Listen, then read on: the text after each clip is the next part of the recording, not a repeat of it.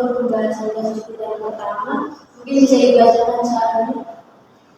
Oke, kasus yang pertama tentukan solusi eksak dari Y per dx sama dengan X kurang Y, Y 0 sama dengan 1. Lalu cari nilai eksak pada X-nya 0,1, 0,2, 0,3, 0,4, dan 0,5. Kemudian digunakan metode ulang dua kali untuk memperkirakan solusi pada H itu sama dengan 0,1 dan H-nya itu 0,05. Baik, dari pertanyaan tadi, menurut teman-teman apa hal utama yang harus kita cari untuk selesaikan kasus tersebut? Kalau menurut saya, apa solusi eksak dari solusi yang kita punya?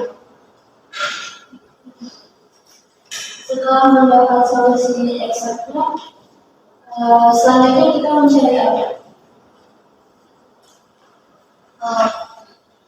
Tambahan dari saya itu bagaimana dengan nilai eksak?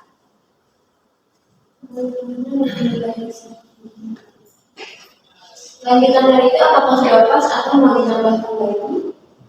Silakan. Kalau tambahan dari saya itu bagaimana penggunaan metode Euler dalam perbandingan nilai nilai.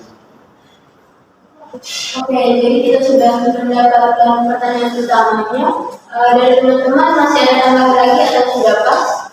Pas. Oke, karena sudah pas, menurut teman-teman sendiri langkah pertama yang harus kita lakukan itu apa untuk menyelesaikan kasus ini? Menurut saya kita perlu menentukan solusi umumnya. Mencari solusi umum. Setelah mencari solusi umum, selanjutnya ini silakan. Kalau dari saya, setelah kita menentukan solusi umum itu, kita mencari nilai J mendapatkan solusi eksak. Mencari nilai J berdasarkan solusi X. Setelah mendapat solusi umum, mencari nilai J. Apakah itu sudah pas ataukah ada tambahan lagi dari teman-teman? Silakan. Selanjutnya kita gunakan solusi khusus yang kita punya untuk menentukan nilai eksak.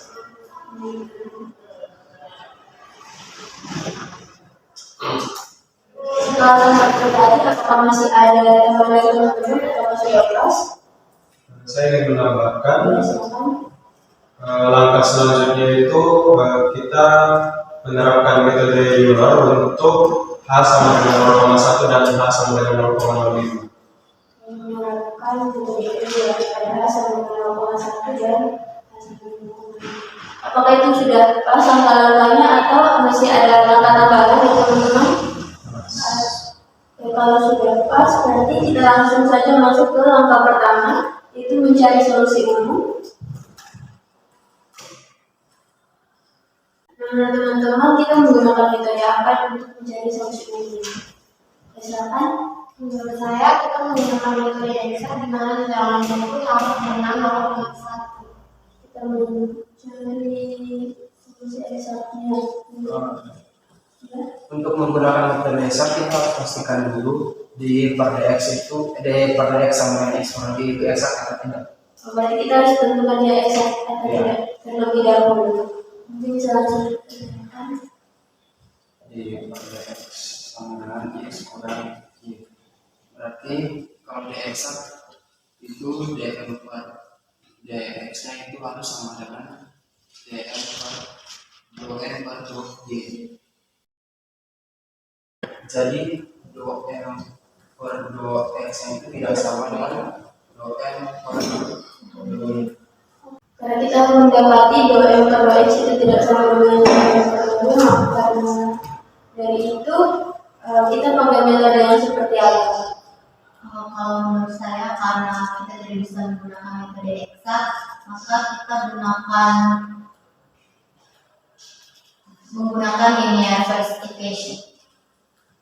Oh, berarti yang Yx sama dengan Y pangkat integral Px. Px dx.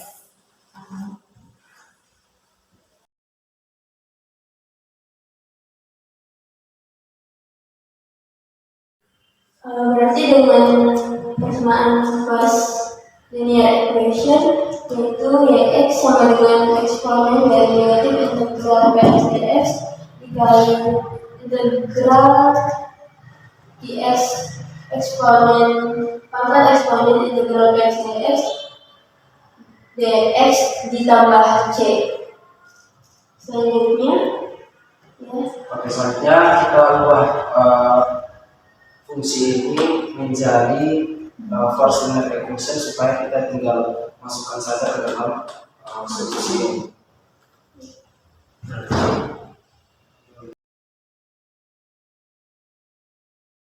Berarti kita sudah mendapatkan solusi umumnya, yaitu ya x sama dengan x kurang 1 ditambah c eksponen min x. Nah, dari sini bagaimana kita masuk ke langkah kedua, yaitu mencari nilai c. Dan teman-teman, bagaimana kita masuk ke langkah kedua itu kita pakai metode apa?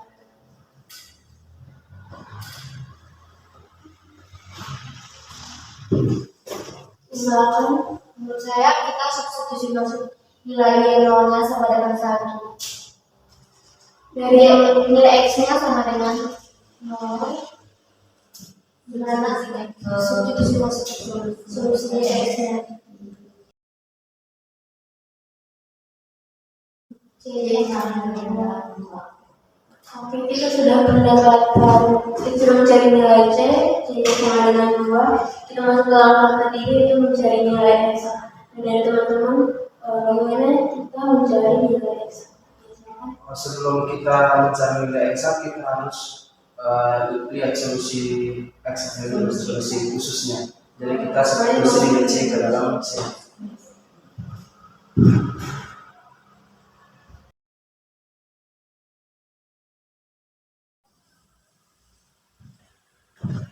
Itu sudah diperoleh solusi eksaknya, kemudian di langkah ketiga mencari nilai eksaknya. Dan dari teman-teman, kita menggunakan metode apa untuk mencari nilai eksak? Kalau menurut saya kita gunakan metode Euler. Dari teman-teman yang lain, bagaimana dengan pendapat tersebut? Silakan. Sebenarnya kita gunakan metode Euler ini untuk membandingkan dengan nilai eksak. Untuk mencari nilai eksak kita bukan menggunakan metode Euler, tapi kita masukkan kondisi di mana x-nya itu 0,1, 0,2, 0,3, 0,4, 0,5. Nah, kita tinggal substitusi nilai x ini ke dalam Solusi x. solusi eksaknya. Maka kita substitusi satu persatu nilai x. Berarti yang pertama itu 0,1. Berarti tinggal 0,1 kurang 1 tambah 2 dikali y pangkat 0,1. Itu hasilnya berapa? Hasilnya 0,9098. 0,9098. Selanjutnya berarti 0,2 kurang 1 tambah 2 y pangkat 5,2. Itu 0,8374. 74,1. Selanjutnya 0,3.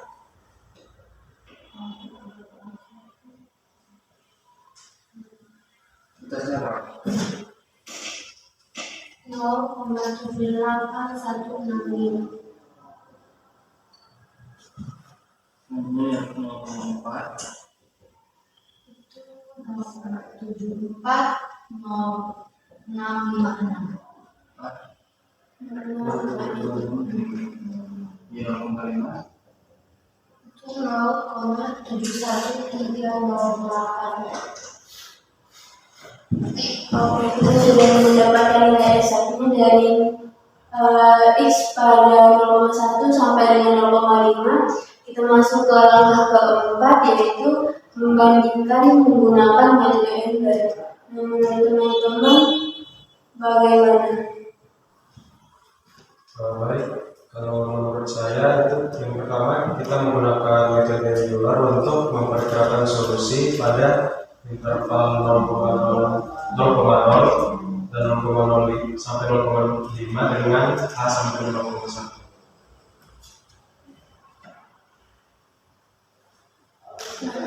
Berarti kalau menggunakan metode Euler kita perlu tahu dulu bentuk dari metode Euler itu seperti apa, untuk cara mencari x-nya itu bagaimana, dan juga y-nya itu seperti apa.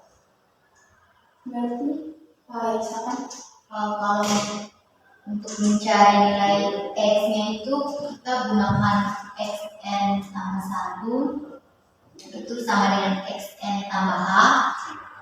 Sedangkan untuk y-nya itu kita gunakan yn tambah 1. Maksudnya Oh ya. yn tambah 1 itu sama dengan yn tambah h kali fxn, yn. oke, setelah itu langkah selanjutnya misalkan Selanjutnya kita tinggal lihat menggunakan kondisi awal yang kita punya. Kan di sini kita punya y0 sama dengan 1, berarti y0-nya itu 1 dan x0-nya itu sama dengan 0. Berarti di sini kita dapat lagi kalau x0-nya itu 0, y0-nya itu sama dengan 1. Selanjutnya kita tinggal cari x1 sampai x5. Berarti kalau x1 itu x1 x0 tambah x0 nya itu 0 tambah 0,1 berarti 0,1 dan y0 y1 nya berapa? Y0 tambah berarti satunya y0 nya berapa? 1 Tambahannya 0,9.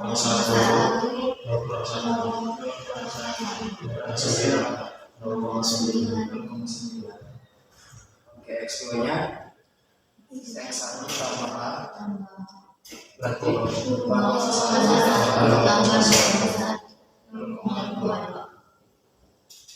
kalau y2 y1 tambah a kali 1 y1 nya berapa? 0,9 Kali x1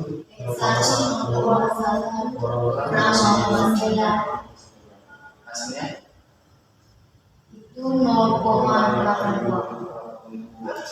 Oke, berarti dengan cara yang sama kita dapat menentukan x3 sampai x5 dan kita pula y3 sampai y2. Oke, kalau x3 nya berapa? 0,3, y3 nya 0,758.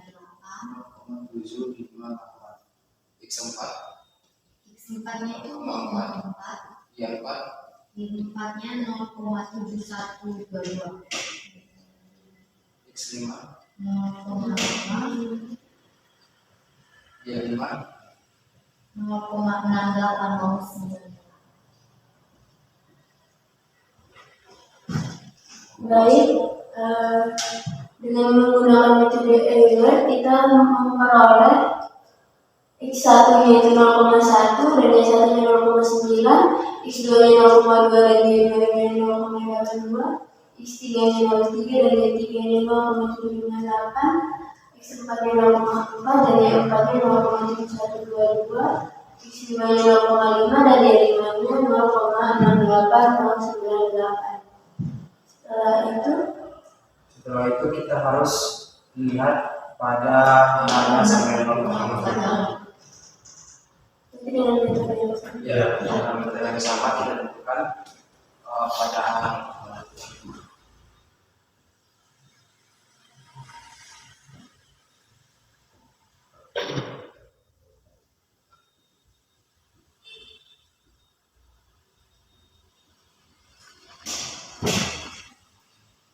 oke, berarti x0 nya itu sama 0, y0 nya itu sama 1,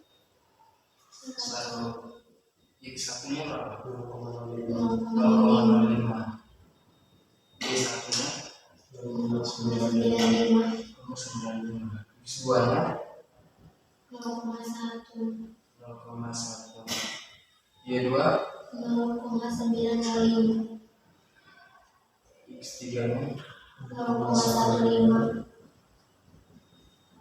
Y3 0,8475, 86475, X4 0,2,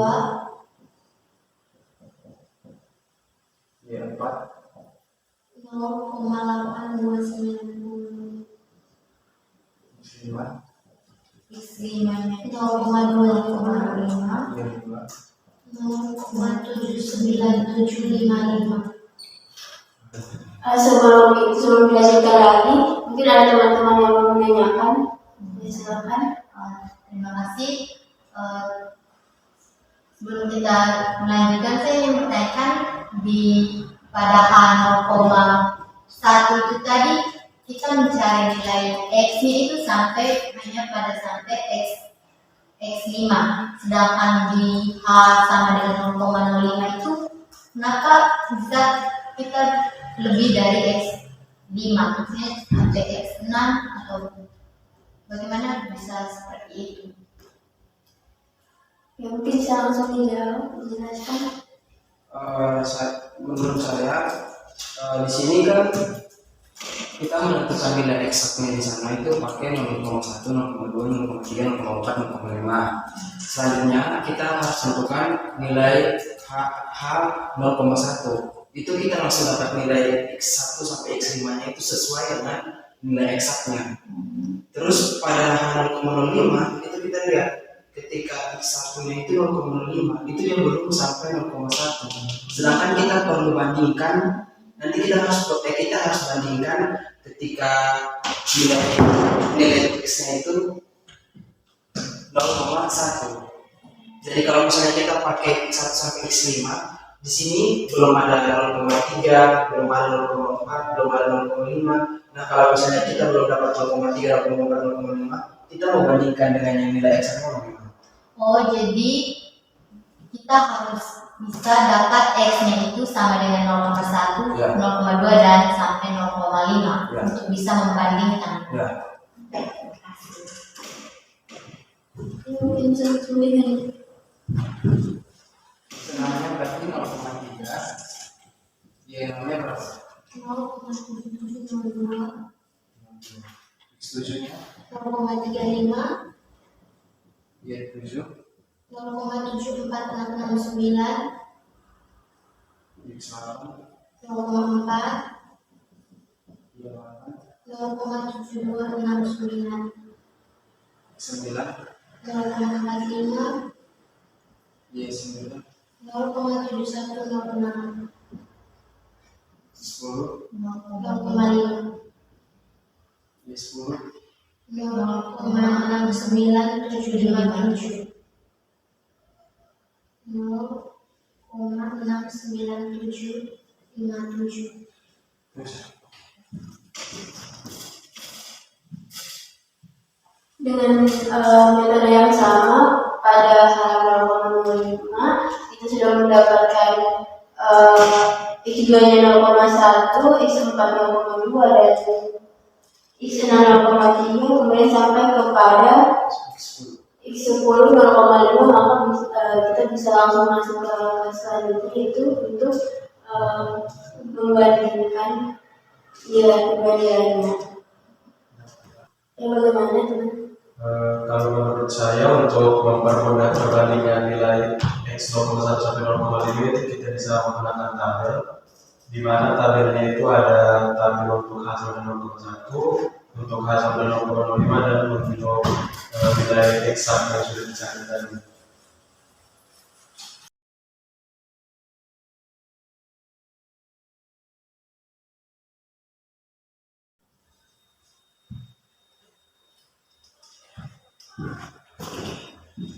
Baik, kita sudah memperoleh nilai-nilainya tadi, kemudian sudah kita pindahkan ke tabel hasilnya. Nah, kesimpulan yang dapat teman-teman tarik dari tabel hasil itu apa? Ya, silakan. Oke, berdasarkan tabel ini saya dapat katakan bahwa pada H sama dengan 0,05 menggunakan metode Euler itu nilainya lebih mendekati kepada nilai X. Kalau teman-teman yang lain ada tambahan atau sudah pas dengan kesimpulan tadi? Berarti dari kesimpulan tadi sudah menutup kasus pertama kita dan sudah terjawab. Dan teman-teman bisa masuk ke kasus kedua, yaitu laju perubahan populasi buaya P di sebuah rawa sebanding dengan kuadrat dari P. Rawa tersebut memiliki lusin buaya pada tahun 1988, 2 lusin buaya pada tahun 1998. Kapan akan ada 4 lusin buaya tersebut dan apa yang terjadi setelahnya? Nah, dari kasus ini, menurut teman-teman langkah pertama untuk kita menyelesaikan kasus ini itu langkah pertamanya apa? Misalkan Kalau menurut saya yang pertama kita harus cari solusi umumnya, di mana P-nya itu sama dengan KP kuadrat. P aksinya sama dengan KP kuadrat. solusi umum. Nah, setelah kita mendapatkan solusi umumnya, selanjutnya menurut teman-teman, misalkan Kalau menurut saya setelah kita mendapatkan solusi umumnya itu kita menentukan solusi khusus. Nah, langkah pertama kita cari solusi umum, terus yang kedua cari solusi khususnya. Dan setelah 2 langkah itu, apakah masih ada langkah tambahan atau sudah pas? Misalkan Kalau dari saya langkah akhirnya itu setelah mendapat solusi khusus kita masuk kepada pertanyaan yang diberikan saat P-nya sama dengan 4 lusin. Setelah itu, apakah sudah pas langkah ini menurut teman-teman atau mau ditambahkan lagi? Kalau sudah pas, kita langsung saja ke langkah pertama, yaitu solusi umum. Mencari solusi umum. Untuk mencari solusi umumnya, kita menggunakan metode Pemisahan. Kalau menurut saya pemisahan variabel. teman-teman yang lain. Sama. Ya, berarti kita menggunakan metode pemisahan variabel. Berarti P aksen sama dengan KP kuadrat. Berarti DP per DP. sama dengan KP kuadrat. Berarti sama ya. Jadi DP per DP itu kalau berarti di sini kita peroleh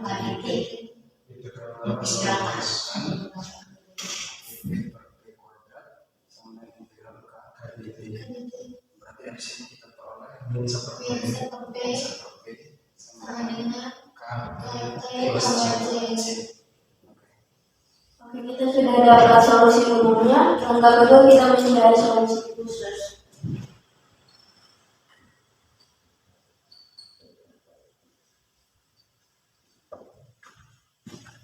Solusi khususnya kita mulai dari T sama dengan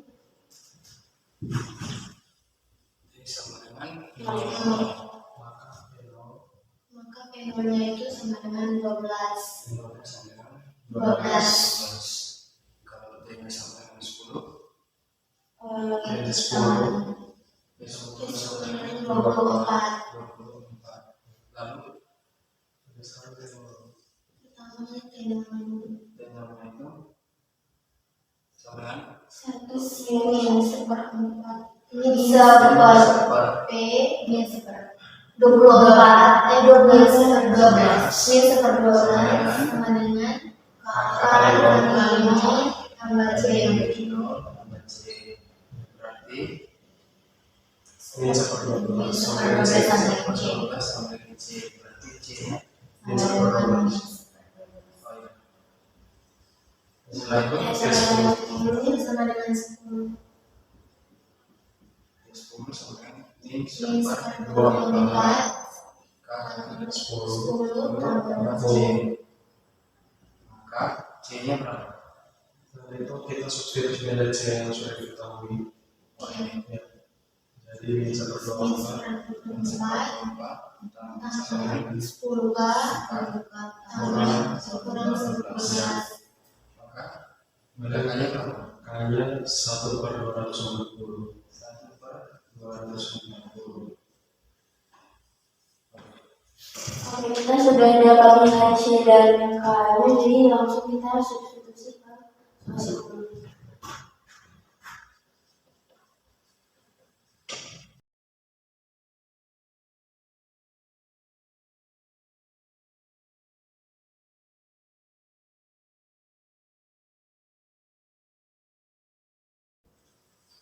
Oke, kita sudah mendapat solusi kedua. Kita masuk kepada langkah ketiga, yaitu mencari T pada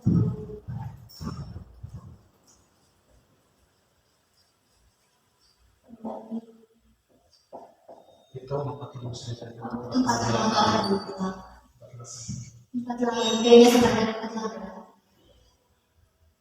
Berarti B 48 sama dengan 240 per 20 kilometer. 20 kurang. Ini klik PT-nya ini asalkan dari ini. PT.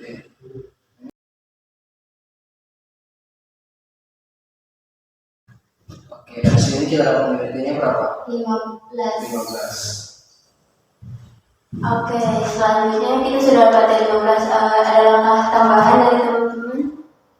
Ya, silakan. Kalau dari saya, setelah kita mendapatkan T sampai 15, itu kita jumlahkan dengan tahun pertama karena bulan tersebut yaitu 1948. Ini 2003. Jadi untuk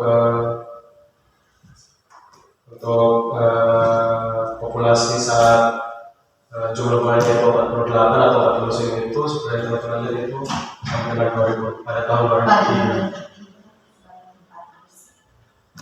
Berarti yang pertama, kapan akan ada 4 musim buaya itu sudah terjawab, itu nanti di 2003. Nah, selanjutnya apa yang akan terjadi setelah dari 2003 itu? Ya. Langkah yang harus kita lakukan menurut teman-teman?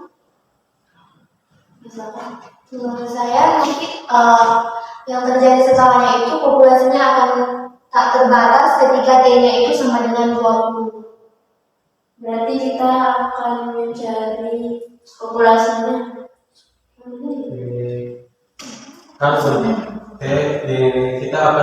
kita lihat apa yang terjadi setelahnya. Nah, populasi tersebut setelah tahun 2003 itu akan mencapai takinya saat kita lihat di solusi khususnya itu T sama dengan 20. Nah, itu saat ini 240 per 20 per T, kalau T nya sama dengan 20 maka populasinya kan sama dengan takinya, akan mencapai takinya. Oh, ini Oh, ya. kan 20 kurang Iya. 20 kurang 20 kan itu nolnya. Itu akan mencapai Jadi rasanya akan nolnya itu kan. Jadi pada tahun berapa nih kita cari di populasi mencapai takinya. Nah, sama seperti tadi 1988 tahun pertama tambah 20. Tidak sampai 20. Sama dengan tahun berapa? Sampai sama 20. Sama dengan 20. Jadi Populasinya Maka 1988 tambah 20. 1988 tambah 20 sama dengan 2008.